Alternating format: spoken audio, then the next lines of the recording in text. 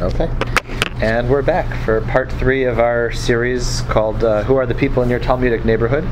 Again, I want to thank the Thuman Beit Midrash and Beth Am, as well as everybody else here for the enlightening conversation I'm sure you will provide. It's kind of like when you clap for the speaker before they actually say anything, right? So I'm saying thank you before we even had our conversation. Tonight, we're going to be looking at a personality who, frankly, I think is just fantastic. And I'm not quite sure how I perceive the stories yet, so I'm kind of hoping, normally I come in with like a good takeaway that I want to share with you guys. Tonight I'm actually going to flip the script a little bit and look for your guys' input to try and help me formulate my opinions on this particular individual. The reason that it's so striking is because we're going to be paying attention to, or we're studying Bruria, who is the wife of Rabbi Meir. Rabbi Meir is a famous Tana who's quoted in a lot of Mishnah, and in fact, it says that any time we have just an opinion that's unquoted, it's attributed to Rabbi Meir's statement. So this is how great of a sage he was, and we're actually going to study his wife tonight, and she is probably the most, well, not probably, she is the most quoted woman in the Talmud. And I think that it's hard to divorce that fact from what she's saying and how she's perceived. So tonight's class is titled Rough Around the Edges or A Diamond in the Rough. And we'll have to figure out how we perceive Bruria and how the rabbis of the day perceived her. And we'll see if that gives us any insights into who she is. So I was thinking the first one, maybe we'll do the first page together, and then I'll break you guys up and we can have some individual study time for the page 2 and 3. So let's start with just getting a sense of who she is and what her voice sounds like in the Talmud. So do we have a reader for the first part? Go ahead, Bob. Rabbi Simlai came before Rabbi Yochanan and requested of him, "Let the master teach me the book of genealogies." He, Rabbi Yochanan, replied, "Where are you from?" He answered, "From Lod, a city in Israel." He asked him, "And where is your dwelling?" "In Nehardea, a city in Babylonia." He said to him, "We do not discuss it with the Lodians or the Nehardeans, and how much more so with you who are from Lod and live in Nehardea?" Okay, so what a strange request here, right? This is the book of genealogies. In Hebrew is Sefer Yuchasin. So what's interesting about that is the word yachas is like your lineage. And this is something that obviously is kept very close to the heart. It's a book that is not openly shared, specifically with people from Lod or from Nehardea, two rival towns. And so when he says that you're a Lodian from Nehardea, it's like you got 2 strikes against you. So how dare we even share this book with you, because you just won't get it. You don't understand our cultures and our heritage the way that is important enough to do so. So Rabbi Yochanan said that we do not discuss it? Correct. Okay, that was good. Right. So Rabbi Simlai is going to press further. Please continue. But he, Rabbi Simlai, urged him, and he consented. "Let us learn it in 3 months," he said. Rabbi Yochanan took a clump of dirt and threw it at him and said, "Bruria, the wife of Rabbi Meir and the daughter of Rabbi Hanina ben Terdion, who studied 300 laws from 300 rabbis in one day, and even she could not fulfill her obligation, that is to say, to learn this book properly, in 3 years. You want to learn it in 3 months?" Okay. So what's his response? Finally, Rabbi Simlai presses and presses, and then Rabbi Yochanan says, "All right, fine, I'll teach it to you." And Rabbi Simlai follows it up by saying, "Oh, and by the way, I also want to finish it in 3 months." Right. And then Bruria, by the way, on the Yom Kippur service, have you ever looked in the Machzor? There's a series of 10 martyrs that are talked about. So this Hanina ben Terdion, he is one of the 10 martyrs. You got flesh flayed or something with a comb. Yeah, I don't remember exactly which one is his, what his fate was, but he's one of the 10 martyrs that was killed by the Romans. So this is his daughter, right? And she married Rabbi Meir. So she's got interestingly, the book of genealogies. She has the lineage, right? And she married into power as well, right? And even she, so there's sort of two things being evaluated here, right? There's your status, which she had, whereas this guy didn't, right? Because he's coming from the rival towns that, don't quite understand things the way that we do. She has the status, but then what's proven in the second line there? Well, she has brains. And she's got brains, right? She studied 300 laws from 300 rabbis in one day. That's pretty significant accomplishment. And even with her brains, she was not able to fulfill her obligation, meaning to learn the book, in 3 full years of study. How are you asking to do it in 3 months?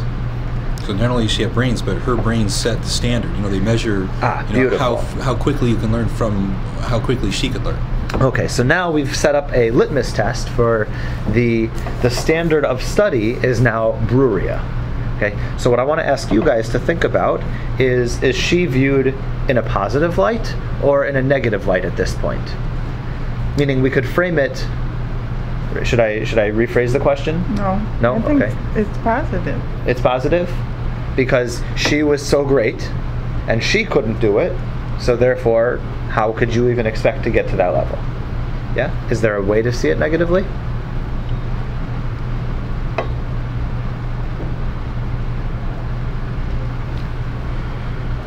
Well, she wasn't able to learn it, so maybe even though she was able to learn a lot of other things, she just wasn't able to understand that. So this particular book, there's something about it that just because you've learned a lot of laws, well, this person also learned a lot of laws, and she couldn't handle this book. Did she study it and not learn it? Yeah, I mean, the impression is that she started, let's see. Is it like reading without... I mean, I don't think it would be that bad. Lo yatzta yedei chovata b'tlat shanin. So, like when she was studying it for 3 years, she actually did make the effort to study it, but just couldn't grasp the concepts. Which, at that point, then we could say, well, maybe the reason she didn't grasp the concepts is because she's a woman, and so her understanding wasn't the same as the way guys understand it. I don't want tonight to turn into a... I didn't say just I mean, that would be one way, but right? Maybe she just wasn't capable, and it wasn't a sexist thing. She just couldn't get it. Oh, interesting. Meaning just the content is tough. Exactly. Okay. Exactly. Well, so far they're not saying, well, you might have expected that she couldn't get it because she's a woman. They're saying even she. Right. And they're comparing her to men. Correct. So they're saying, she... I mean, I'm still on the positive So isn't that patronizing a little bit, though? Yeah. It is Meaning, look, she was a woman, and she couldn't do it, even though she was great. It's possible that this is only seeing her positive for now. But right? but he's sort of implying that there's no way you're going to do it. Yes, he's for sure saying that to Rabbi Simlai. Absolutely. But I guess what's interesting is if we want to see her in a negative light, we really have to force it. Right? Coming from this first text, it seems she's regarded in high esteem in their society there. Right? So let's look at 2 other cases where this is only talking about her. The next 2 are actually going to give examples of her, and I just want to give one note of background because this is like a technical halachic argument. The status of what is pure and impure, what can become pure and impure. If something is a complete vessel, a complete utensil, right, then it potentially could contact tuma. So it could be made impure. So like a metal water bottle, for example, right, could be something that could contact impurities. However, if it's shattered or broken, then it's not able to contact impurities, and so therefore we call it pure. Is that okay? So this table right now could potentially become impure, right? Because it is a completed full piece. If I were to chop it up into firewood or something like that, then it would no longer have that status of a complete vessel, and so therefore it would be considered pure because it couldn't be made impure. Is that because, now if this was still, like if it got cut off here and this was still usable, it would be impure.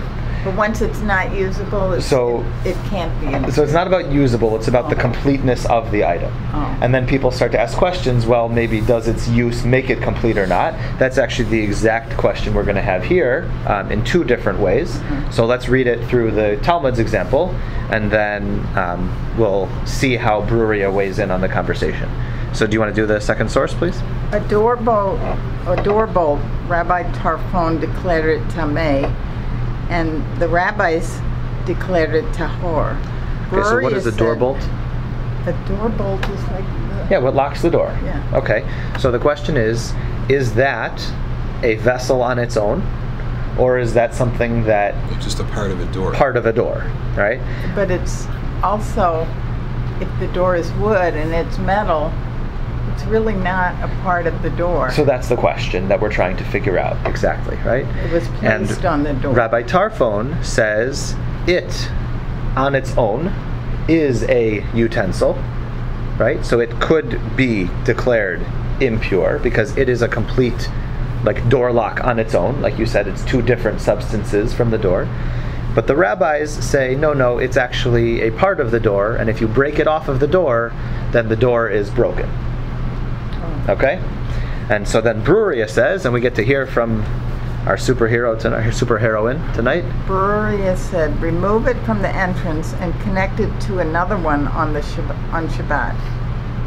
Yeah. When she said this in front of Rabbi Yehuda, he said, Bruria has spoken well. Okay, cool. So whose opinion did she go with? I don't think you're supposed to do anything putting it on to... Well, the key word is Shabbat, right? Yeah, that's why because what kind of adjustments could be made on Shabbat are things that are of non-permanence. Okay. Right? Our standard for construction, like, could you build with Legos on Shabbat? Little kids want to play with Legos. So technically that might be part of building, and so maybe we should stay away from it. Well, the reason is no, it's not kayam. It's not anything that's going to be established for a sense of permanence. Legos are created to be destroyed and broken and taken apart, unless you're like building for like the Lego museum or whatever that has that. So therefore, building in such a way is permissible on Shabbat. So she's saying that it's not part of the door. Absolutely, she's saying that. Oh, no. Sorry. She's saying that it is part of the door. It's just a piece, it's not a whole. Exactly. Oh, okay. It doesn't stand on its own because a door without this doesn't really have any function, or the lock on its own doesn't have any function. It's only connected to the door. Right, okay. But at the same time, you can take it off of one door and put it onto the other very easily, and it'll which work. Shows that it's only a part of the door and it's not its own thing. It's only used when it's connected to a door. Well, for one thing, she's there in the midst of a rabbinic discussion. Correct. She's not like home washing dishes or something. So she's not at home washing dishes, but what is her experience? Meaning she wasn't in the Beit Midrash during the day. Where was she during the day? She might have been studying on her own. But where would she have had to be? Home. Probably at home. So if you're asking somebody about how a door is made, who's going to be the one who knows most closely, because she actually interacts with doors, right? Whereas the other rabbis are in the Beit Midrash and they're all talking theoretical, right? She is the one who's there, says, I know how the door works. I lock it every day when my husband leaves, and when the guest comes and the mailman or whatever, right, are coming in the Talmudic times, I have to deal with the door. And when it broke on Shabbat, I take it and I put it on the other one, because that's practically how we use it. Which is interesting that she has this realm of expertise now that the rabbis seem to not have. Except that, whose opinion did she go along with? The rabbis. Right, exactly. So maybe the reason that she spoke well is because she was part of the majority. Right? So we could like I said, I'm not quite sure how to do this tonight. Right? Is the fact that she said she was right, is that what she said was right, and so therefore he supports her, or is what she said right because she went along with what the rabbis said? Right? We got to figure out what is Bruria's place in this world, and I want to just put a little disclaimer right now. My goal is not to break down barriers in any sense. I think that it's impossible to study Bruria without seeing her as a woman, just because that's who she was, and I think a lot of the conversation is there. But I don't want to try. I'm not trying to take this to like super feminist ideals or anything like that. I'm really just trying to look at her learning and what the place was in society. Well, this is about dishes. Correct. This is the tractate. So this actually comes from the Tosefta. These are pieces that were left out of the Mishnah, but they were happening at the same time. When Rabbi Yehuda Hanasi compiled the Mishnah, he didn't put these pieces into the book, but it comes from the part about Kelim, which deals with purity and impurity of vessels and of utensils. Right? That's a very nice pickup. Also, if we want to think metaphorically for a minute, Bruria is definitely an expert on locked doors in a metaphorical sense. Right, because she has all of this knowledge, but probably she wasn't allowed into the Beit Midrash. So if you're going to talk about what it takes to lock a door, she says, what does it matter? The door is locked, you don't go through. That's the real question. And so therefore, take it off, put it on one entrance, connect it to another one, it doesn't matter, the door is still locked. What would he be going just a step further, just to assume, well, Rabbi Hanina was her father, he probably was teaching her, right? And Rabbi Meir, maybe was even asking her, getting her thoughts. So she was really studying with the masters. She was.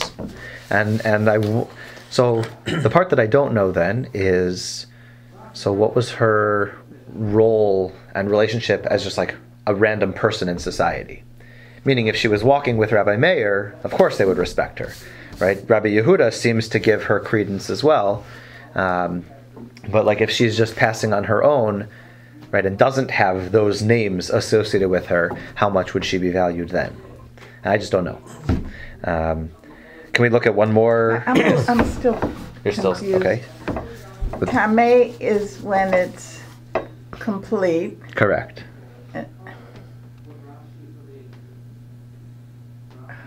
So instead of it's not. Try to think of it as able to become tameh. Okay. Is that a better way? Yes. Because mitameh in the Aramaic is it can be made impure. So whenever somebody calls it tameh, they're not actually saying right now it is. Okay. They're saying it has the potential to become. All right. Okay.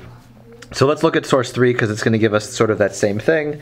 An oven. Again, who's going to be the expert on the oven? Right, is the woman who uses it. Okay, go ahead. Okay, an oven. From when does it acquire tumah, impurity? From when does it become tahor? Okay, so there's a ... That's the opening conversation, and the part that I wanted to get to is the when does it become tahor? Rabbi Halafta from the village of Hanina said, I asked Shimon ben Hananiah, who asked the son of Rabbi Hanina ben Tradion, and he said, when you move it from its place, and his daughter said, when you disassemble its pieces. Okay, so again, when is the oven becoming pure, right? Meaning when is it broken, right? And he says, just moving it is... when you move it, it's no longer functional as an oven. It's not a stainless steel oven. Right, or like a George Foreman grill, right? He says as soon as you move it, then the oven no longer works. Bruria, right, the daughter says, no. It's when you take it apart. It's once you actually disassemble the pieces, that's when it's considered broken. Oh, wouldn't you have to disassemble it to move it? I mean, it's bricks. Right. So if you're so I don't know how exactly they were talking about moving it. It was probably clay, right? That they probably had a little clay, like I don't know what they call it, like a mound, right? And that one they would put the fire inside, and it would sort of heat up that way. Did you have George Foreman then? That's right. They had a clay George Foreman, perhaps. Right, so she's going to give the expertise. Again, no, it's once you start to take apart the pieces, or you break then it's considered a broken vessel, right? And these things were stated again before Rabbi Yehuda ben Baba, and he says, Better stated was the daughter than the son. So again, we recognize that she knows what she's talking about, right? She's not making this up. And what's neat about this source is we don't actually have any agreement or disagreement beforehand. She is the ultimate authority now. Right? Notice from source 2, she took the rabbi's side. On source 3, though, she's really the only opinion we have. Okay? So I think at this point the question is, how do the rabbis perceive Bruria, and what is her place? We're starting to get a more well-developed picture, yeah? For example, what are you seeing? She's got the right opinion, the correct opinion. Well, she's the authority. Yeah, absolutely. Absolutely. She's the authority on ovens.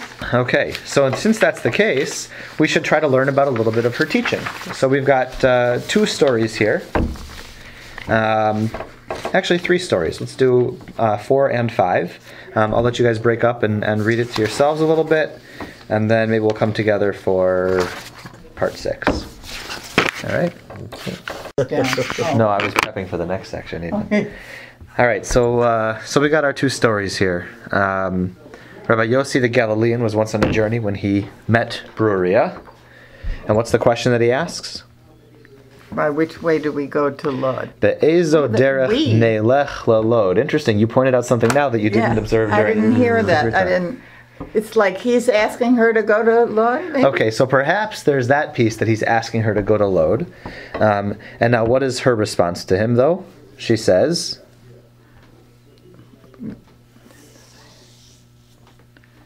foolish Galilean, didn't the sages teach, do not speak unnecessarily with a woman. You should have asked which to Lod. Now I feel like I understand it. You understand a little bit better, yeah? Yeah, because he's not implying that she's going with him. Mm-hmm. So she's saying, you shouldn't have invited me along to walk with you, right? And that's sort of the unnecessary conversation. Bob, what was your take before? You said something interesting. He's just verbose. And she's, this really smart person. I think the Talmud takes her for a really intelligent, learned person. Okay. And I think she's burning up that she isn't allowed in the Beit Midrash. And she knows these things that these men are supposed to have learned. She knows them because she's studied them, just not in the Beit Midrash. But she's sore at, which side of the door of the Beit Midrash she winds up being on. So when this guy comes through and he doesn't walk the walk, of being concise as he is taught, she drops one on him. She says, you are, I've got you now. You're really, you could have said that in 2 words, 3 words. So let me ask this question, and I'll open this up to everybody then. What's her tone when she's talking to him? Vituperate. Yes. Help me understand vituperate. I'm teaching high school these days. For Okay. She's not humble. She's not humble. Right. So you feel the sense that she's almost pontificating. She's correcting him in, here's how you should have done things. Yeah? Any other possibilities? Angry. Okay, perhaps there's some anger there. And also she's showing off a little bit. Well,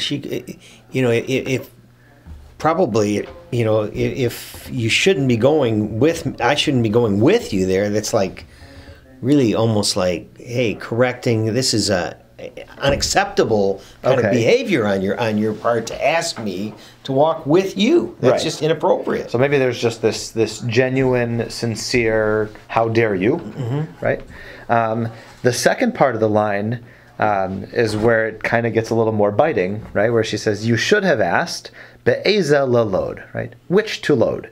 And then when you guys were learning here, a couple of you said, wait, that doesn't even make sense. You were trying to figure it out. I wonder if there might be some sarcasm in her voice a little bit too. Right? What if we read it through the second time? Because instead of saying... this is Nelech. Do we go? Yeah. That's a nachnu? Okay. Because it's been a little while. But what if she says, silly Galilean, right? Tricks are for kids. Didn't the sages teach, don't speak unnecessarily with a woman, right? What are you doing talking to me, asking me all these things? So you said that she does feel a little bit of this pang of how dare you ask me these types of questions when you can know the answer on your own, or you can just point and not have to engage. But at the same time, I think there might be a little bit of a stab at the rabbis, right? Because if you were really going to listen to their opinions, you'd have to come up with a phrase which is which to load, which almost doesn't really make sense, right? So she's like, if you're going to listen to the rabbis, go listen to the rabbis, but recognize that they're going to put you to extremes that don't always make sense sometimes. Right? And it becomes unrecognizable a little bit as to like how to converse and just ask for something as simple as directions, which could just be like a thing that people just say, which direction do we use to go to load? And like that could just be the way people speak. Either way, there's clearly some undertone beyond this phrase. So there's some hurt that she experienced at some point. And I think the next source really brings that out. By the way, what's interesting is in the Talmud, these two stories are back to back, just the way we have it here too. So there's some bigger message that we're trying to get about her personality. She's really cruising for bruising. A little bit. That's why I said, is she rough around the edges, or is she the diamond in the rough? On the first page, it seemed to be she was that hidden gem that no other woman gets quoted as often as she does in the Talmud, and we're like, oh, what a gem. Now all of a sudden we're like, well, wait a minute, maybe she's got different ways of doing this. The first guy says, she's thinking, you just say one thing and I've got you. And the second one doesn't even say anything. That's right. He doesn't even say anything. It's almost like she's looking. You said she's cruising for a bruising, right? She's like looking for this fight. She sees a student who was learning quietly in a whisper. She walks over to him and she like full on kicks him, right? Bashtabe, right? She gives a zatz, right? And then she says, hello, don't you read your Bible? Arucha bechol ushmura. If you are arranging everything or ordering everything, right, then it will be shmara. It'll be protected, secured. Im arucha beramach evarim shelcha mishtameret. So if you're able to arrange, meaning you're learning, right? If you arrange your learning so that it occupies your entire body, your entire being, then it will be secured. If you don't have an active form of learning, it's not secured. So she's saying, what's this quiet learning stuff? You're very good. Yeah, what's this passive? You'd be all about it. That's right. Which now makes her kicking response that much more meaningful. What would be another word for arrange? To order?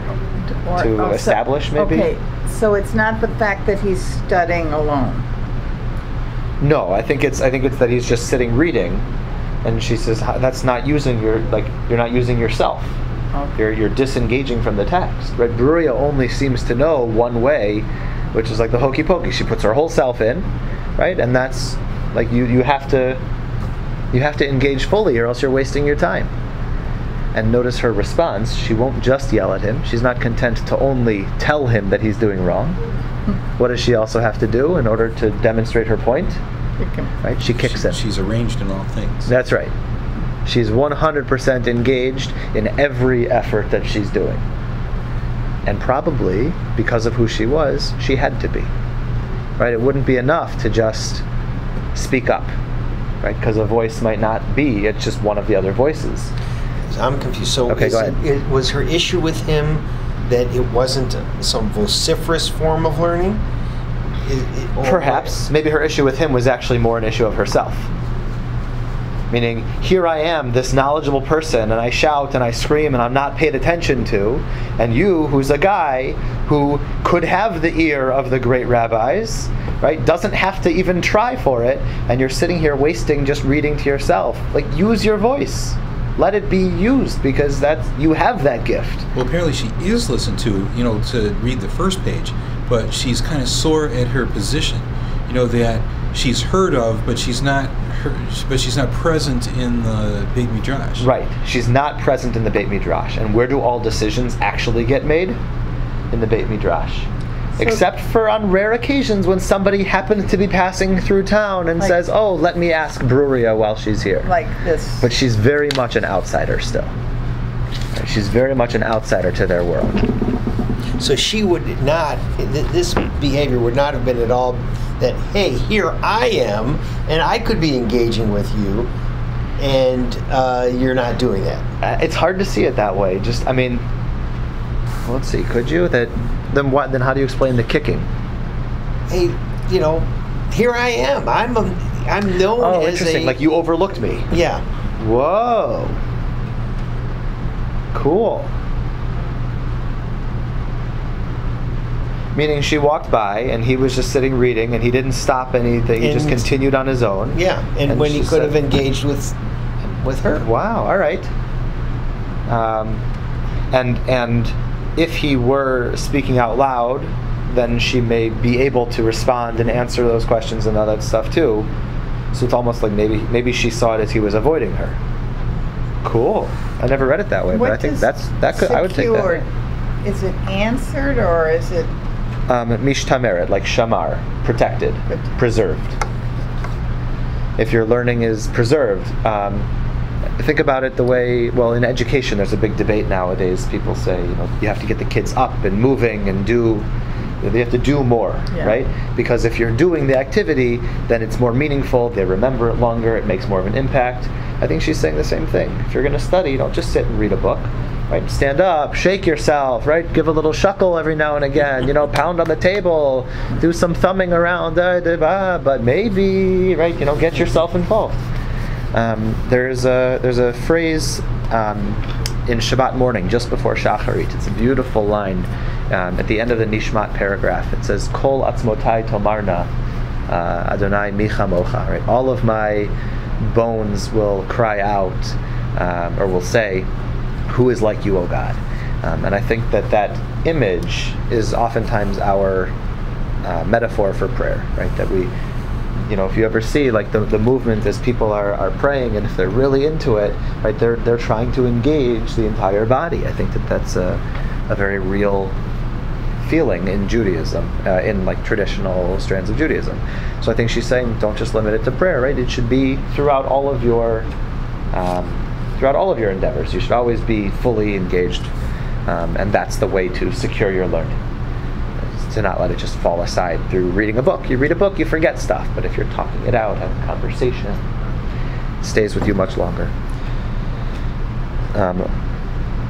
So we clearly have a very rough, strong, firm edge to Bruria at this point.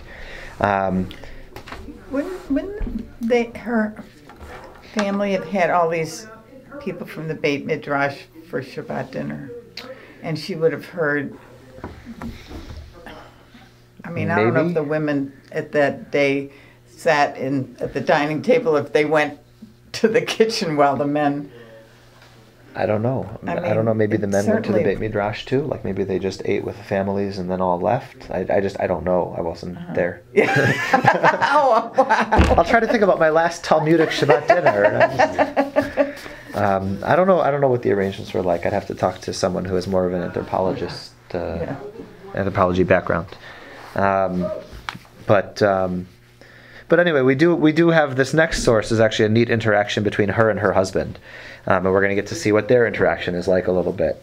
So, you guys want to take another minute to do it there, or should we just go together and how do you want to do this? Kathy, you want to read it? There once were some thugs in the neighborhood of Rabbi Meir who Thugs is my own translation, by the way. Oh, I was wondering. The Talmudic word is bar yoneh. It's like, bad guys, like thugs. Who caused ruffians, hooligans. Ruffians. Yeah. Great distress. He accordingly prayed that they should die. Wow. His wife Bruria said to him, "What are you thinking? After all, it is written, let sins cease." Is it written, let sinners cease? No, it is written sins.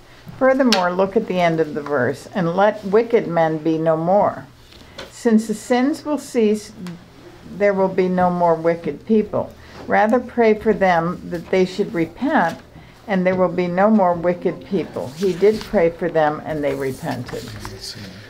Okay, so this is what we call a midrash halacha. It's when they take a verse and they try to spin it a couple different ways to get an understanding. In the psalm that's said on Rosh Chodesh, the very last line is Yitamu chataim min haaretz Ursha'im od einam, which means that Yitamu is like to finish. So may sinners be eliminated from the earth, and then Ursha'im od einam, and wicked men will be no more. Right. So if you can eliminate sinners. Yeah, if you eliminate sinners from the land, then wicked men will be no more. And so Rabbi Meir reads that verse and understands it very literally, and so therefore he sees the bad guys, he starts praying, let the bad guys disappear, let them die, and she says, whoa, whoa, whoa, whoa, whoa, don't read it this way, the way that everybody tells you how to read it. Change the vowels, it's the same letters, but you could say, Yitamu chet'im min haaretz, may their chet, may their sins be eliminated from the earth. And by the way, if you get rid of a person's sins, then what happens to the wickedness of that person? If he does tshuva, it's gone. They eliminate, right? So if you get rid of all of their sins, by the way, you've now eliminated the wicked people. Right? So instead of saying get rid of the sinners, the way Rabbi Meir was understanding it, she says read the verse a little bit differently, because this is going to give you a much more humane way of acting, right? Rather than praying that they die, pray that they should be absolved or repent, right? Pray that they are inspired to do tshuva. And if that is so, then guess what, Rabbi Meir, oh dear husband of mine, you've now fulfilled what this verse is saying. Okay? I had a question about this one that I want to ask.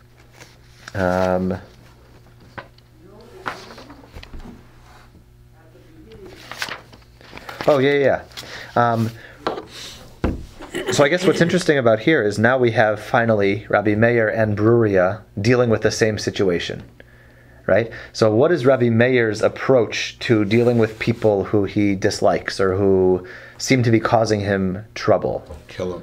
Right? Get rid of them. Eliminate them. I can't handle them in this world. Yeah?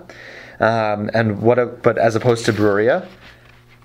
Help them out, straighten them out. Okay. So now let me ask this question, and here's the real kicker, right? Why is Bruria the one who gets to teach us this lesson? Well, and why at Rabbi Meir's expense? Women right? are more I don't know, that we don't like harsh punishment, like to kill as much as men. Okay, and then so let's say at this point we can put our own thoughts aside and we'll just stick to like, why is the Talmud coming this way? So you can say stuff even if you don't believe it. I'll just assume that you're like a Donald Trump. Sorry, politics aside. But we can say stuff just for the sake of making an argument here, even if it's not what we believe. All right, and so we don't hold any opinions. Nobody's accountable for what's being said at the Thuman Beit Midrash can stay at the Thuman Beit Midrash, except for what's on the recording. So Kathy's saying something to the effect of women are more soft-hearted. Maybe soft-hearted, right? But where would that come from? Why would we get that idea that women are more soft-hearted? Well, that's kind of the popular. Based on what, though? In our culture, it's kind of common. What do women do that would allow them to? We take care of children and babies, and we take care of the sick. And okay. So we're the more caring. So now So now you've got this more maternal instinct of, no, he's not a bad boy. He just did the wrong thing. Right. Right? Okay, so then maybe Bruria is the right person to teach us that lesson. So is she putting her husband down for his sins? Interesting. Why would you say that? Because if what Kathy said is right, then she's she's rebuking, she's saying, well, you'll be judged as you judge. And she's saying, well, this is how you judge people. This is how you're going to be judged. And she's trying to, if she nurtures children, she's nurturing her husband.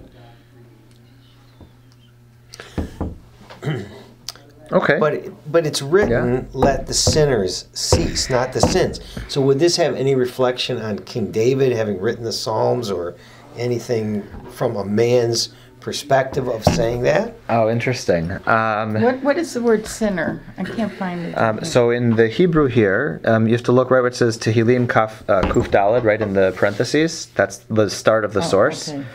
Yitamu Chet'im, or Chataim. And then she says, Mi Ktiv Chotim, which means Ha'im Katuv Chotim, as you would say in Hebrew. Is it really written Chotim, the ones who sin? No, it says Chataim Ktiv. But Chataim is the way we vocalize it. If you read it without the vowels, it looks like Chet'im, which are sins.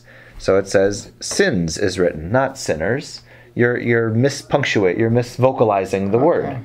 Look at the letters, right, without your vowels on them, because that's what we do all the time in Rabbinic Judaism, and we get to the understanding that we need to that will help us live more appropriately. So we definitely have an interesting sense of the Talmud has sometimes where Bruria has to be the one to teach us the lessons, right? There's a certain care that's involved in it, which now we can say, but wait a minute, I thought she was just considered a Talmudic great on one of the earlier pages, right? So we've got this tension, because she clearly has the knowledge, but we're not, I say we, the Talmud is not ready to put her in the Beit Midrash with everybody else. Not only that, he doesn't say, thank you, dear sweet wife. That's right. Very nice. In fact, should we look at the next source, which actually talks about how the two of them did interact? You want to do that? Because now we got the two of them. We've got the two of them at home, and we're going to have a really neat story here. Should we? Let's read this one together, and we'll. No, you know what? Everybody, take just a minute, read it to yourself, and then we'll come back, and then we'll break it up into the sections. A woman of valor who can find. This is Eshet Chayil Miyimtza, right? The Mishlei, the proverb. And this is a commentary on that one verse. Okay? Oh, suckle babies and all that. Right. So, but meanwhile, his two sons, of course, how old were his sons? Like, what were his sons not doing at the Beit Midrash? Interesting, right? So the sons were clearly at home for some reason. Perhaps they were young. We don't really have a whole lot about them. I actually tried searching up other cases in the Talmud. I could find nothing. So they must not have turned into Talmudic greats. I'm guessing, because we just don't have them. Like this is even in the Midrash, right? This isn't a Talmud anymore. Like this is a Midrashic comment that never made it into the Talmud. So yeah. What's the reference to my daughter? Yeah, who's calling her? Who's? Is he calling his wife my daughter? I think so. It seems to be, right? Yeah. So why is that? Why is that striking? Why is that catching your eye, Paul? It's not his daughter; it's his wife. Okay. Well, it's condescending. It seems to be a little bit, right? He's calling him his daughter, and what does he call his sons? At the end, Teachers. He calls his sons his teachers, and they must not have been. We just established a minute ago. They must not have been very old.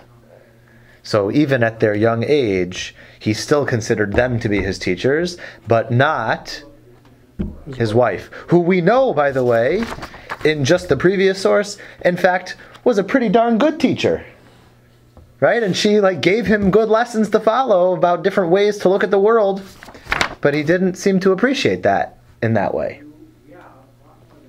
Right? There's something. So we're seeing. Look, it's hard to look at Bruria without also seeing Rabbi Meir in contrast, because the two of them go together. Can we start from the end of the story and then work our way back towards it again? She also says my. Okay, yeah.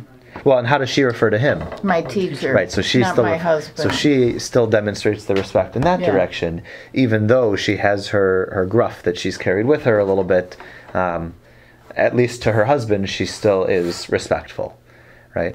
What's the message that Bruria has to deliver to her husband? The death of her sons. Okay. Of their sons. Right. Our two children have died. Right. What's the line that she does that actually helps him understand it? That they were returned. The deposit was taken back. Right. So she asks him a halachic question, right? Oh, dear teacher of mine, what is it? Early today, a man came here and gave me something to keep for him. Oh. Early today, a man came here and gave me something. It must be that they were a day old. Right? That's a Unless she's just speaking in metaphoric terms. Yeah, Oh, no, it says Kodem Hayom. It could be like before today. Or either earlier today or sometime before today. Ba'adam achad v'notan li pikadon. Yeah. Somebody came and gave me something. Right? And now he has returned to ask for it back. Well, in fact, if they were woke this morning, so if sleep is like So they gave him up this morning. Okay, that's fine. Yeah, we don't have to go to. It doesn't have to be too extreme. The story still works. So shall we return it to him or not? He replied, my daughter, which we pointed out, he who has received something on deposit must surely return it to his owner. And she says, without your knowledge, I would not return it. Meaning, unless you know that I'm returning this item, I'm not going to return it. That's the way that she frames the death of their children, right? And then finally, right, she goes into the bed, she takes away the cloth. What I want to understand is Rabbi Meir comes to his house, comes home from the Beit Midrash. What were all the things that happened first, right? And by the way, who's the coach here?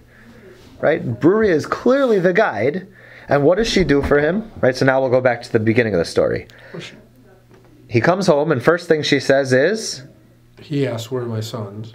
Yeah, and she says... They were at the house of study. Okay, which... is a lie. Totally a lie. And how do we know that? Because they died at home. Right? And how does Rabbi Meir know that they weren't at the house of study? Because he was there, right? So here's where we get into that status of being an onen, aninut. That from the time of death, you are no longer if one of the 7 closest relatives dies, then you are no longer obligated in active commandments. Okay, active commandments, which would be being in the house of study, right? So Torah, either learning Torah or time-related, time-bound things. So maybe like Havdalah, right, might not have been one of those things. I mean, some would argue because it's part of Shabbat technically, but there's a question about Havdalah that maybe it's something that you don't do if you're in mourning, or if somebody dies over Shabbat, like maybe you don't do Havdalah then. Birkat HaMazon you wouldn't do, so you wouldn't bless your food. But even the concept of Maleva Malka, of escorting the Sabbath out, which is a pretty significant custom that we see in Talmudic times, that this was like a thing people would do. Nowadays, usually people just go to a movie or something, but all of these mitzvot that he would not have been able to do, right? So she understands who she is. So she says, well, let's make sure he takes care of this and this and this. Now that all of these mitzvot are done, I'm going to ask him my halachic question, and that's going to be my way of teaching him. Oh, wait, sorry. Where are my sons? At the house of study? And he says, I did not see them there. She gave him the Havdalah cup, and he said the blessing for Havdalah. Then he says, where are my sons? And they said... Went to another place and they're coming. Okay. So here they went to another place. We can understand that one. And they are coming in the Tchiyat HaMeitim, like when all of the dead are resurrected, right? So she's being very particular with her words. Again, notice the close... Right, before her words were able to be so biting, here that exact same skill seems to be so comforting, right? That she's able to keep this from him. And we could also ask the other side, like, how aware is Rabbi Meir of things if he's not able to get the hints yet, right? Because after he gets that, he says, oh, okay, so then I'll eat my food, right? And then notice, and he said the blessing, right? That's the key, that he's doing all of these mitzvot. Then she says, now, okay, you finished your obligation, you finished your meal, you've done all the mitzvot that, other than like regular daily mitzvot now, but these were all the special ones for Shabbat. I didn't want to ruin your Shabbat, perhaps she thinks. Right, so now I'm going to ask the question. And then he goes and he gets to the bed. Oh, my son, my teacher, my teacher. They were my sons because this is the way of the world.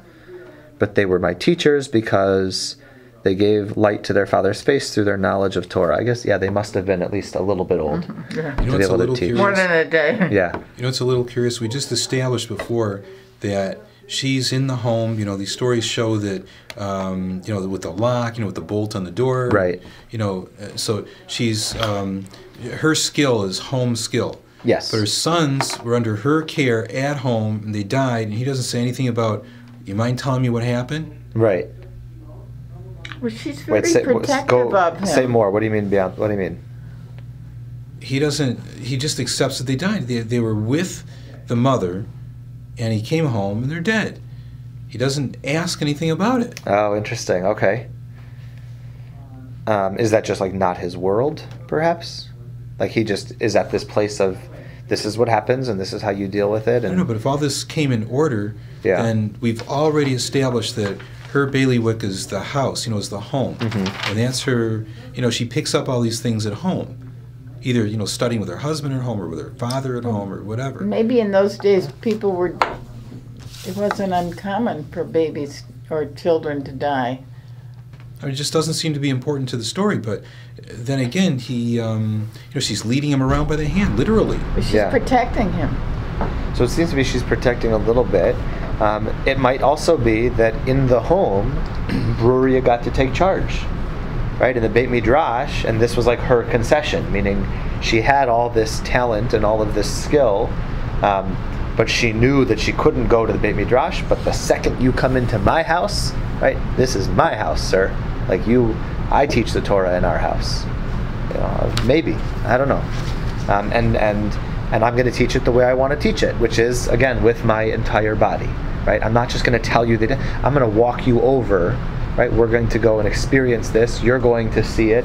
I'm going to hold your hand, right? There's the engagement, the touching, right?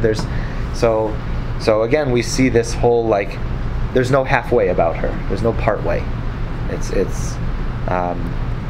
Which I think is interesting that she has the wherewithal to let him finish those mitzvot, because perhaps she knew how upsetting he would be if he's like, let me make Havdalah first. Now I can't do Havdalah. Now I'm actually obligated to not do Havdalah. And like, I don't know, you'd be like stuck in Shabbos. I feel like it's like a Magic School Bus book or something. The Berenstain Bears are stuck in Shabbos. I don't know. You can tell what kind of books are on my bookshelf these days. all the references.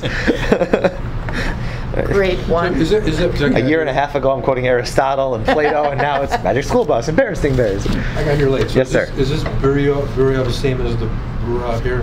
It's spelled different. So the same person? Oh yeah, I probably just got it from different person? translation So sources. in here, Yeah. the do not speak unnecessarily to a woman. Yeah. So that's maybe why he didn't ask her, because he knew that what's the point of asking her? Right. You know, it'd be an unnecessary thing to ask her. Well, except that's his wife, even. Right. Where are my sons? But he knows it. Well, no, at this point he knows what he was asking. What happened? How did they die? Oh, At meaning, this point, she leads them in, and he sees them, and so he figured it out. there's no, you know, I don't know. I'm just. Yeah, maybe. One thing that we did say about that one is it seemed to be there was some some sarcasm or digging a little bit of that comment of what are you doing talking to me? Don't you know you're not supposed to be talking to women? And then the phrase that she gives him in response is something that just doesn't seem to make sense even, which to load. Like, so she's like, see, if you follow the words, it's not going to make sense as much. The saddest thing about this is that she doesn't get to weep. She has to take care to protect him and his feelings and go through all this studying, thinking of how she's going to tell him. Sure. And she doesn't even get to... Or maybe she authentically believes that this is the right thing. It's okay. The deposit was returned, and it's the way it's supposed to be. Are they dressed? Is this a tariq or anything like that? Are they what? He weeps. I thought it was just a sheet that she's scattered over. Yeah, there's the sheet. You know, she doing that which is halachic in order to treat dead body. It says parsas sadin aleihem. She just spread a cloth over them. She didn't clean. Yeah, so she wasn't doing any of the ritual cleaning or anything like that. What's interesting is this word eshet chayil.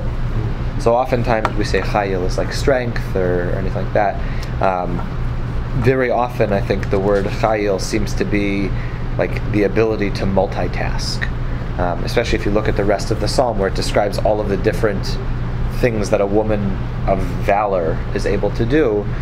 It's, there's this component and this component and this component and this component and this component, and dealing with the poor and dealing with educating the kids and making the clothes and cooking the food. And while that is very much not necessarily the exact same world that we live in now, I think just the idea of we live in a multitasking capacity, and so one who can do that is to be lauded. And I think here the multitaskability of her, to be able to be in that moment, like you said, she doesn't even really get to grieve because she's so focused on protecting her husband, on taking care of him, on doing the right halachic things, that technically she's not even like, she already knows what happened to them, so she doesn't have to do all those. So you would say, well, like, why didn't she join him in the food? Like, wouldn't he say something to her like, please join me, right? But it seems to be that she's so focused on getting him to do the right thing. I mean, it's weird that we see this super supportive side of her all of a sudden. Maybe this is her endearing, sweet side again that we started off, from the beginning. I don't know.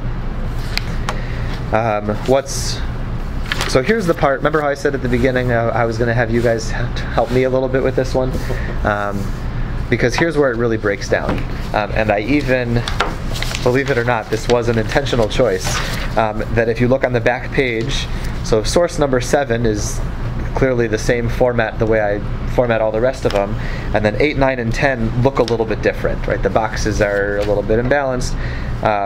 So at first it happened that I was copying it from a different pages, PDF, whatever, that it didn't work here, and I was trying to copy and paste that, and then I said, no, I actually want it to be different, because this is a weird part of the story where it takes a tragic turn, and it should feel different, because we have to deal with that piece.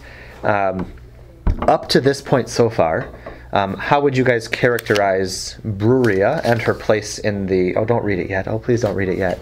Okay. Up until... I know, right? It's my fault. I told you to turn the page. Yeah. Don't read it. Right, so up until now, how do we characterize Bruria? We've got a very complex picture, right? So let's just go ahead and start listing out all the adjectives that we've had so far. Well, okay. Knowledgeable. Knowledgeable, yes. Verbissina.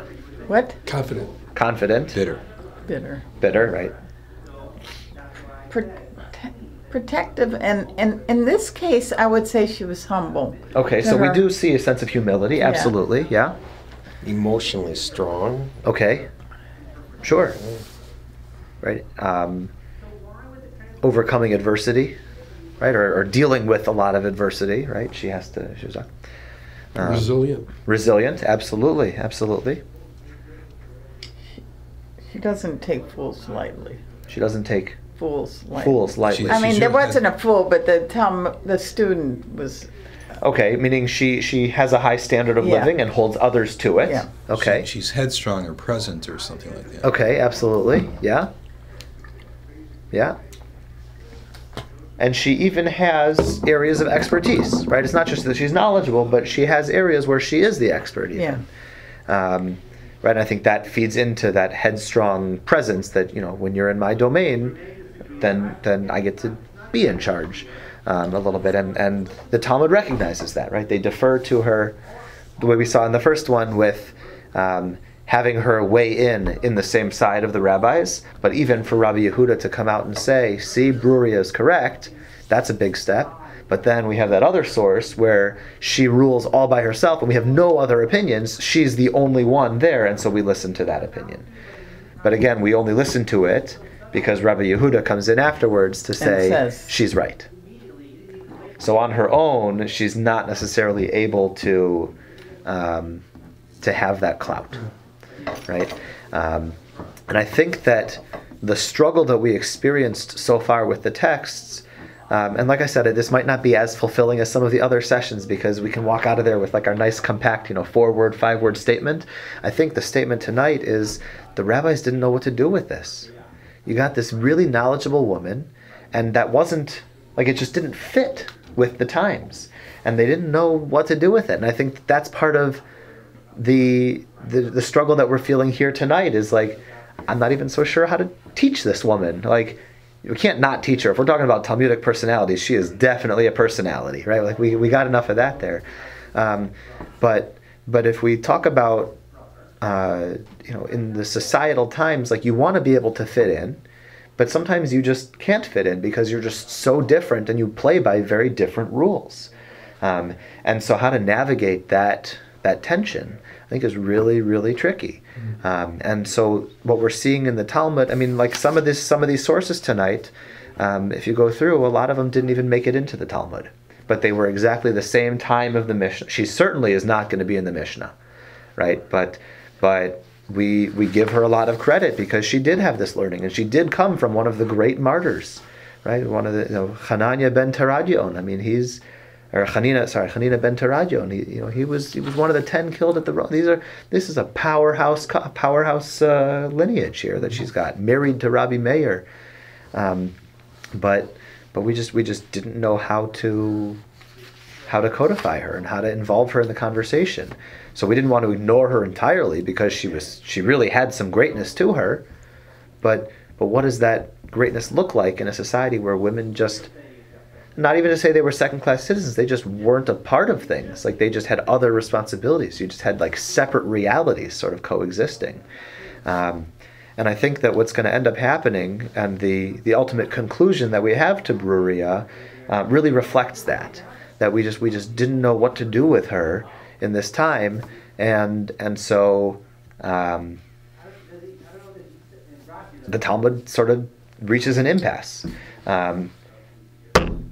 That being said, let's take a quick foray into Rabbi Meir for a minute, because we've seen the type of guy that he is, and the way he likes to deal with things, right? Just a quick review. When he saw the sinners over there, how was his solution? Kill them, right?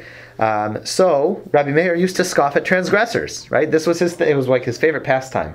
By the way, if we won't study him in this course, this series, but if you did, you'd see that there were other times where what was a cool one? Oh, in Masechet Horiot, where it talks about the different leadership of the Beit Midrash. He wants to challenge the guy who's the current head of the Beit Midrash. He was the number 2, the Av Beit Din. And he wants to challenge the guy because he didn't think he was the right leader. And so he says, let's ask him questions about stuff that he doesn't know, the thing that he hasn't studied. And he was going to embarrass him publicly in front of the Beit Midrash. And then someone catches wind of the plan and lets the guy know, and so then he is prepared for the lesson. But you see this like self-righteous sense of Rabbi Meir, like, I know what's right, and I know better than everybody else, and so I'm going to prove that I'm better than everybody else. And which is perhaps part of the reason why they said his punishment for doing this was that all of the anonymous statements are actually his. So he didn't get to have his name attached to them. So at first we think, oh, look at how powerful he was, but that might have actually been a little bit of a punishment, that the Stam Mishnah, when it just says a line, is his, but he doesn't get to have his name there because of he needed to be knocked down a few pegs, right? So here we go, we get him scoffing at transgressors. Paul, you want to do it since you didn't get a chance to read tonight so far? Sure. Okay. Where is it? So, Meir used to scoff at transgressors. Yeah. One day Satan appeared to him in the guise of a woman on the opposite bank of the river. As there was no bridge, he seized the rope, which stretched from bank to bank, and proceeded across. When he had reached halfway along the rope, Satan, resuming normal form, let him go, saying, "Have they not proclaimed in heaven, beware of Rabbi Meir and his learning? I would have valued your life at 2 miah." Yeah. A miah is like the smallest value 100. of coin. Isn't that 100? In Hebrew, yes. A miah as the coin was like 1/100th. Okay. So it's less than a dinar, less than a zuz. This is like, I would have said you're worth 2 pennies, right? Or 2 dimes, right? Meaning, what happened in this story? Wow, it's complicated. He sees the robe. So Rabbi Meir is standing on one side of a river. What does he see on the other side? A woman. A woman, right? And what's Rabbi Meir's response? He decides to go across. Right? I'm tempted by this woman. She has effectively seduced me. Okay? Right? But there's no boat or no bridge, whatever. So how do I get there? I'm going to have to exert all of this effort to climb this rope that happens to be, maybe it's like a vine or something, I don't know, that's like hanging across the river, right? So he's like, it's not that it's just like, he's like, decided he's all in, right? Which is kind of interesting because that was the way his wife was too, right? She was all in to everything she's doing. Okay, so he's climbing over and trying to get to this woman. Midway through, he gets halfway across. The woman turns back to normal form of the adversary and says, go ahead. What does it mean, let him go sing? Meaning let him go. Like from the clutches of he had been seduced by the woman. Shavke, he releases him from the spell or whatever. Oh, okay. It's not like a magic thing. Was he assumed to have been married this time? I had the feeling that Satan was pulling him across. Because he let go of the rope. Nakat matzra v'ka'avar. No, it's just he just grabbed the mitzra, the rope or whatever, and just crossed. Maybe there was more to it. Maybe Satan was pulling a little. We just don't have. It's a very limited story. Yeah. What was Meir assumed to have been married at this time? At this point, I believe I don't know the chronology. I want to say yes because we don't have like the history of a wedding in the Talmud. He was always married. So I don't know. In short, I don't know. The story works either way, though. Mm-hmm. If he's married, then it's a violation of sin, right? Of his marriage. And if he's not married, then it still is indecent, licentious behavior. In Kiddushin, what is this in the middle of a discussion of in Kiddushin? Do you know that? I don't. I just remembered the source from like years ago that I saw it one time and thought it would be a neat thing to include here. Right. I don't recognize it. We're studying Kiddushin. Oh yeah? I don't know. We can look later if you want. Let's see. I know there was a series of stories of like right after this or right before it. Rabbi Akiva used to scoff at transgressors, and it was a whole thing. I don't know the surrounding context. I don't know. Anyway, So the bottom line is that Satan says, if I didn't hear how great you were, I would have assumed you're just as worthless as everybody else. Yeah, right. And like, even tumea is a lot less than what the Torah values you're worth at, right? Because a value of a life is given like 50 shekels according to Torah. Of this because he's acting like someone who's worth tumea. Because Rabbi Meir, you hold yourself to this super high standard. You ride on your high horse, you don't quote scoffing at it, willing to pray for sinners to die, right? Because they're sinners. But like when the push comes to shove and you're presented with your moment, you're no better than anybody else. So, but as a student of Talmud, what am I getting out of this? What about Rabbi Meir? About this passage. Why would you be scoffing at transgressors? How dare you? We're just as guilty as everybody else around us. Okay. Right? Or how dare you? I should say, how dare I? How dare we? You'd lose, you would lose respect. Not respect, but even validity. I don't know what's the stock in who Rabbi Meir was by reading this passage. Like his credentials or something. He just fell a notch. Or what saved him though? His credibility. What saved him? Satan telling him. Satan broke the trap or whatever, but had it not been proclaimed in heaven, beware of Rabbi Meir and his great Torah, meaning all the learning that he has, right? Meaning I can't actually go through with this, right? Because otherwise I'm going to be in trouble, because heaven's going to, punish me, right? The Satan, right? Heaven's going to punish me if I go through with this. So I'm going to stop you here, but just know you're not as good as you thought you were, right? Yeah. But at the same time, heaven is supporting Rabbi Meir, right? Careful, he's got a lot of Torah on him. He's got a lot of learning, right? So if you upset him, vengeance is going to rain down on you pretty bad too, or I don't know if it's through him. So maybe the message is that. Maybe the message is study Torah and get knowledgeable and be human, and that's maybe or you're okay. Yeah, as long as you're doing the right things. But he's not doing the right thing. Well, he did the learning, and so what we have to say is, had it been a woman over there that couldn't turn into Satan, he would have kept going over that. Maybe. So then we learn two things from Rabbi Meir. Number one is keep your Torah learning, he would have. right? And also recognize that the learning isn't just enough.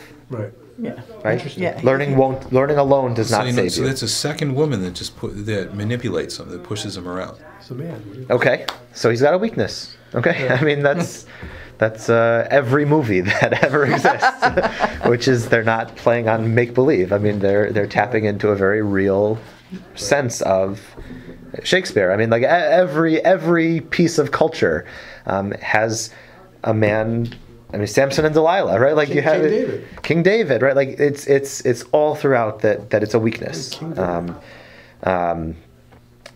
Anyway, so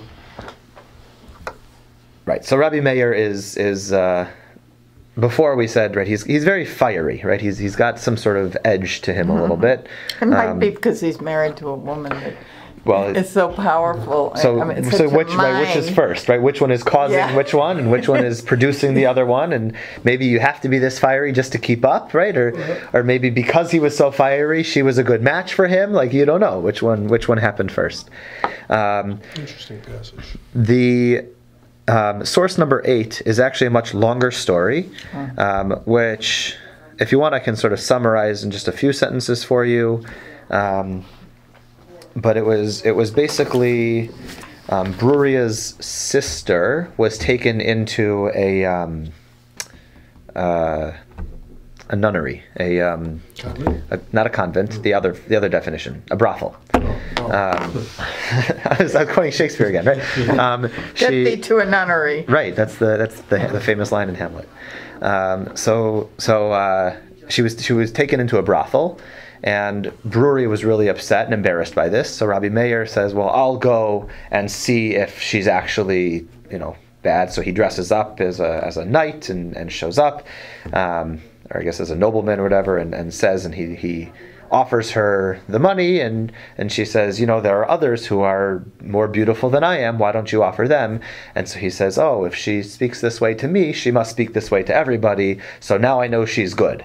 And so he takes the money and he pays the guard to let her go. And they say, wait, but you can't. Like, she's the property of the state. Like, I can't just let her go. What am I supposed to do? And Rabbi Meir says, oh, just if they try to kill you, just say, oh, God of Rabbi Meir, save me.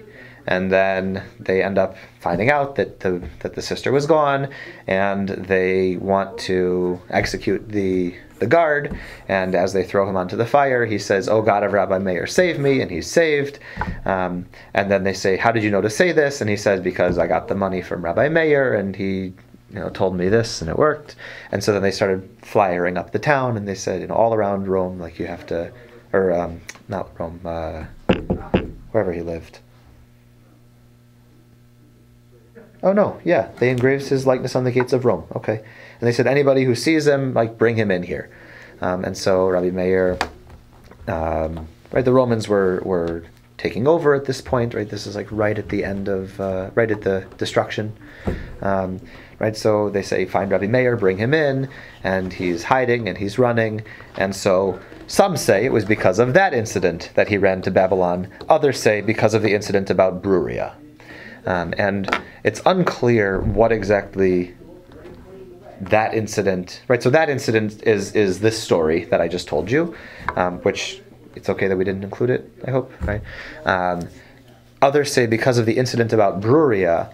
And so I guess one way of reading that story is, since it was Bruria's sister and she said, "I'm ashamed to have my sister in the brothel," so was he leaving because of her, because she was embarrassed, or was he leaving because of himself? Right? So maybe it's the incident because of Bruria, or maybe it's the incident because of him. Later on that page, actually, Rashi has a comment here, which is the incident of Bruria, and he's going to give us the example of it. Let's read it first, and then we'll decide if it's real. I don't like saying this about Rashi, but this is one that actually is like a very famous debate in the academic world, in the scholarly world, I should say. The story of Bruria. Who's going to do this for us? One time she scorned the saying of the rabbis, Kiddushin, a women's knowledge is light. This is specifically in matters regarding sexuality. Rabbi Meir scolded. Right, have you guys ever heard this idea that they say women have da'atan kalot alehen, is that they have flighty minds about things, and you shouldn't bother them with like real thinking matters, right? Now, even though specifically it means about sexuality, what's Bruria's response going to be to hearing such a thing about women have light minds, right? Okay, so let's go ahead. Rabbi Meir scolded her. In your lifetime, you will admit to their words. Okay, boom, right? Gloves are off, right? She says, how dare you say women's minds are light? I've got a very strong one. Rabbi Meir says, no, no, no, no, no. In your lifetime, you will succumb to these words, and you will prove that I'm actually right and you're wrong. What happens? He then commanded one of his students to seduce her to sin. The students pleaded with her for many days until she succumbed, and when she found out what had happened... Meaning that the student was a plant. What happened? She strangled herself. Okay. And so then... Rabbi Meir fled to Babylon out of shame. Okay. Who does this kind of thing? Okay. So A, this is horrible, right? It's also a terrible end to Bruria, who we saw as this strong, resilient woman, right? I would think it would totally discredit him. So you would think that. The other piece that's very unique about this is that Rashi quotes a lot of stories all the time in his comments. And whenever he's prefacing a story, he usually begins by saying, Kach shamati me something something, right? This is how I heard it from, and he'll give the source of where he heard a story from. If it's not a midrash and it's not something already existing in rabbinic lore, he gives credit to where he's coming up with this story. This one doesn't follow that form, right? He states it very matter-of-factly. And so I started looking into this, and by the way, there's like doctorates written on this one comment and saying, is it actually Rashi's comment? So what I found most compelling was that probably Rashi had his comments about whatever, and one of the later students or a later gloss came and was like writing margin notes on Rashi's margin notes. And so then one diligent copier who was copying all of the notes and started, like the 1400s, when we had the printing press and everything just starting to develop. So then at around that time is when this comment made it into full-fledged Rashi text. Because whoever was copying all the things didn't discern which notes were Rashi's and which were students who came later. And so likely what happened is this one ended up coming into the text that way. Why do I say that? If we look, Rashi lived, by the way, 1040 to 1105 are the dates that we usually have for him. Look at Rabbeinu Nisim. This is the Ran. He's another Rishon, and he's 11th century, right? So this is the same time that Rashi was living, and so he's just at that end of that Gaonic period, so he would be the closest to that time of the Talmud. And so he says, what's the real reason Rabbi Meir left? Rabbi Meir took his wife and all that he had and went to Iraq. That's the end of the story there. There's no the incident about Bruria. It means that Bruria came with him. That's the incident, that he went with him to Iraq when he had to flee. Which means that according to the 11th century Rabbeinu Nisim, we don't have any story of suicide or anything like that. What I think the source number 9 here, that Rashi, that quote-unquote Rashi comment, just highlights again that we don't know what to do with Bruria in the Talmud.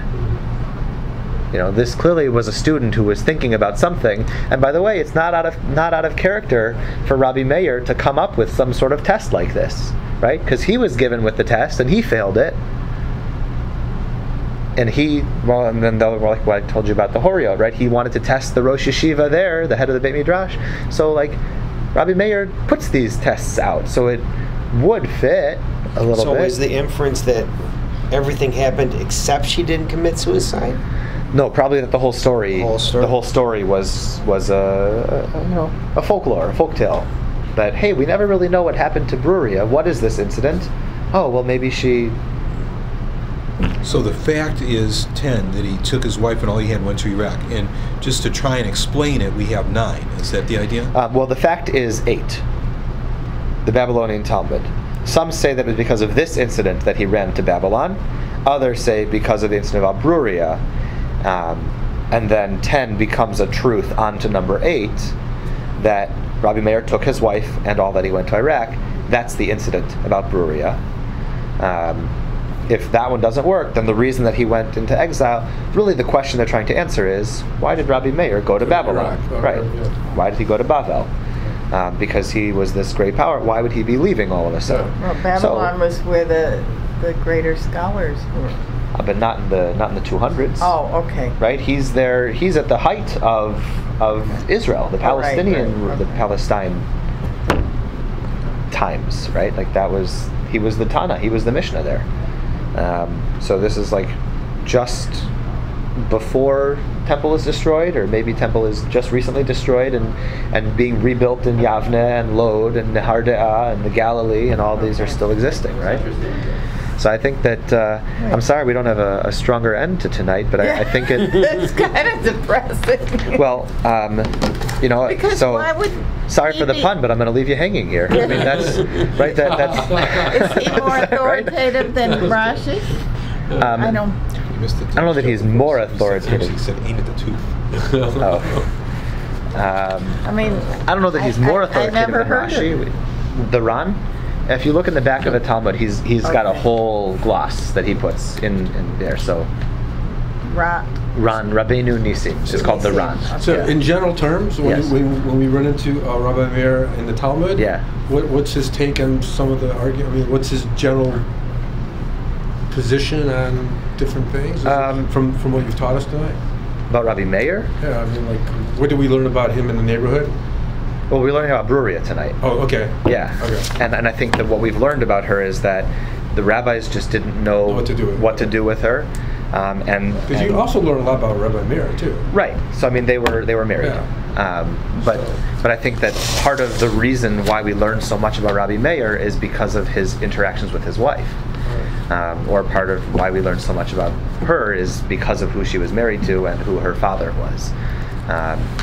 But again, it's one of those that 2,000 years ago, I think the rabbis didn't quite, like I said, know how to deal with her. Right. But she was clearly something special, and sometimes that special gets recognized.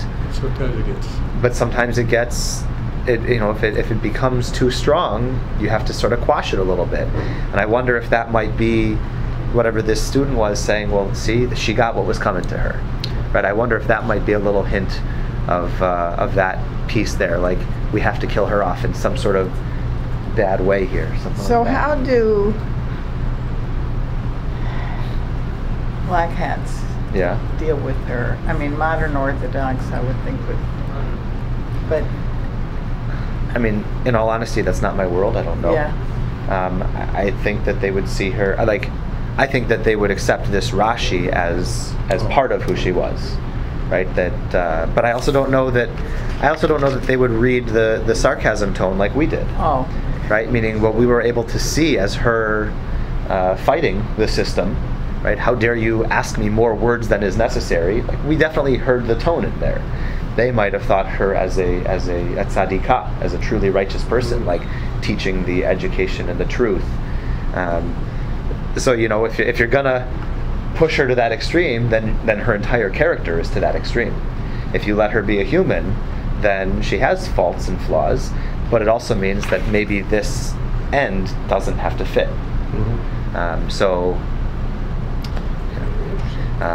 I would say the one thing that we did learn from Bruria is that if you're going to go, put your whole self into it, right? And that's the key. Our learning needs to be something that's all-encompassing, something that we don't just talk about one time or whisper or read, right? But something that we read throughout and somewhere, and we have to recognize where is our area of expertise. For her, it was the home, right? But it was the halachic arguments of the home.